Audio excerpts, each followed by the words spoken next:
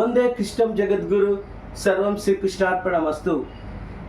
ಬನ್ನಿ, ಕಳೆದ ಏಪ್ರಿಲ್ 22ನೇ ತಾರೀಕು ಪೆಹಲ್ಗಾಂವ್ನಲ್ಲಿ ನಡೆದಿರ್ತಕ್ಕಂತಹ 26 ಜನರ ನರಮೇಧ.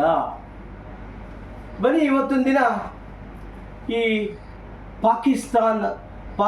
ಪಾಕಿಸ್ತಾನದ ಉಗ್ರರು ಭಾರತದೊಳಗಡೆ ನುಗ್ಗಿ, ಜಮ್ಮು ಕಾಶ್ಮೀರ ಒಳಗಡೆ ನುಗ್ಗಿ, ಭಾರತದಲ್ಲಿ ಮೂಲೆ ಮೂಲೆಯಿಂದ ಪೆಹಲ್ಗಾಂವ್ ಒಂದು ಟೂರಿಸ್ಟ್ ಸ್ಪಾಟ್ಗೆ ಬಂದು ಅಲ್ಲಿ ಇರ್ತಕ್ಕಂಥ ಸುಮಾರು ಜನರಲ್ಲಿ ಏಕಾಏಕಿ ನುಗ್ಗಿ ಧರ್ಮ ಆಧಾರಿತ ಮೇಲೆ ಬರ್ಬರವಾಗಿ ಹಿಂದೂಗಳನ್ನು ಹತ್ಯೆ ಮಾಡಿದ್ದಾರೆ.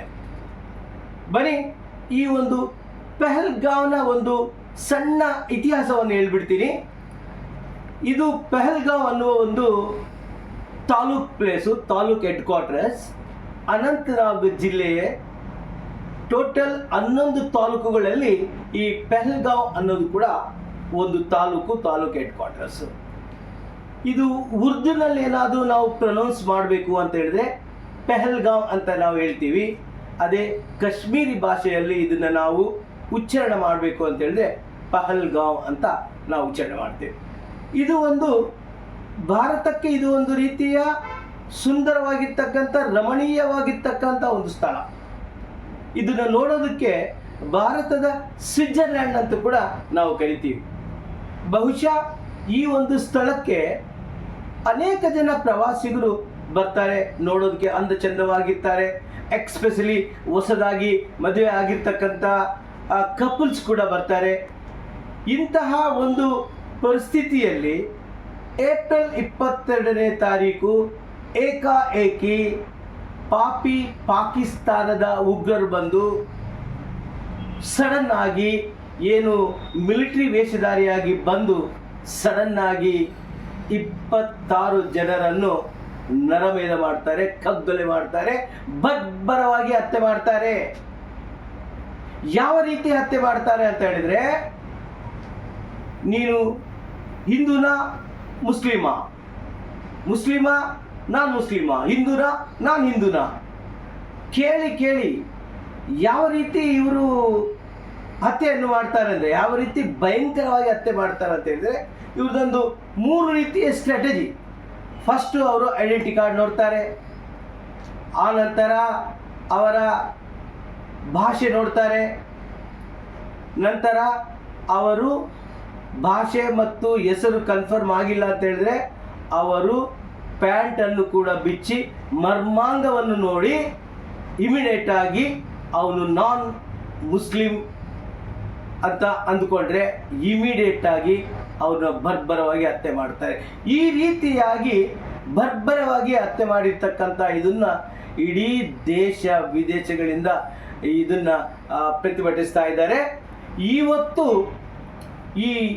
ಈ ಪಾಕಿಸ್ತಾನದ ಈ ಒಂದು ಕೃತ್ಯವನ್ನು ಭಾರತ ತನ್ನದೇ ಆಗಿರ್ತಕ್ಕಂತಹ ಒಂದು ದಾಟಿಯಲ್ಲಿ ಅದಕ್ಕೆ ಪ್ರತ್ಯುತ್ತರವನ್ನು ಕೊಡ್ತಾ ಇದೆ.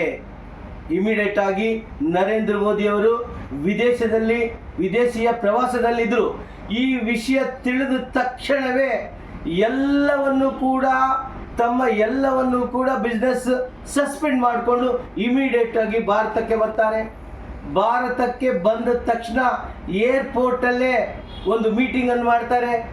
ಇಮಿಡಿಯೇಟ್ ಆಗಿ ಭಾರತದ ಒಂದು ಏನು ರಿವೆಂಜ್ ಏನಿದೆ ಅಲ್ಲ, ಅದು ಏನು ಮಾಡಬೇಕು, ಯಾವ ರೀತಿಯಾಗಿ ಪಾಕಿಸ್ತಾನದ ಟೆರರಿಸ್ಟ್ಗಳನ್ನು ಹುಡುಕಿ ಹೊಡಿಬೇಕು ಅನ್ನೋದು ನಿರ್ಣಯವನ್ನು ಮಾಡ್ತಾರೆ. ಅದರ ಮುಂದುವರಿದ ಭಾಗವಾಗಿ ಜಮ್ಮು ಕಾಶ್ಮೀರ್ನಲ್ಲಿರ್ತಕ್ಕಂತಹ ಈ ಟೆರರಿಸ್ಟ್ಗಳನ್ನು ಹುಡುಕಿ ಅಟ್ಟಾಡಿಸಿ ಸಾಯಿಸಿರೋದು ಈಗಾಗಲೇ ನಮಗೆ ಸೋಷಿಯಲ್ ಮೀಡಿಯಾದಲ್ಲಿ ಬರ್ತಾ ಇದೆ. ಏನೇ ಆದರೂ ಕೂಡ ಭಾರತ ಇದಕ್ಕೆ ಪ್ರತೀಕಾರವಾಗಿ ಮತ್ತೊಮ್ಮೆ ಸರ್ಜಿಕಲ್ ಸ್ಟ್ರೈಕ್ಗೆ ಏನಾದರೂ ತಯಾರಾಗ್ತಾ ಇದೆನಾ, ಅಥವಾ ಪೂರ್ಣ ಪ್ರಮಾಣದ ಯುದ್ಧಕ್ಕೆ ಏನಾದರೂ ತಯಾರಾಗ್ತಾ ಇದೆನಾ ಅನ್ನೋದ್ರ ಬಗ್ಗೆ ಮಾತ್ರ ನಾವು ಕಾದು ನೋಡಬೇಕಾಗಿದೆ. ಏನೇ ಆದರೂ ಕೂಡ ಈ ಒಂದು ಕೃತ್ಯವನ್ನು ಖಡಾಖಂಡಿತವಾಗಿ ಕೂಡ ಪ್ರತಿಯೊಬ್ಬ ಭಾರತೀಯ ಖಂಡಿಸ್ತಾ ಇದ್ದಾನೆ. ಒಂದೇ ಒಂದು ಒಕ್ಕಲಿನಿಂದ ಕೂಗು ಕೇಳಿಸ್ತಾ ಇದೆ.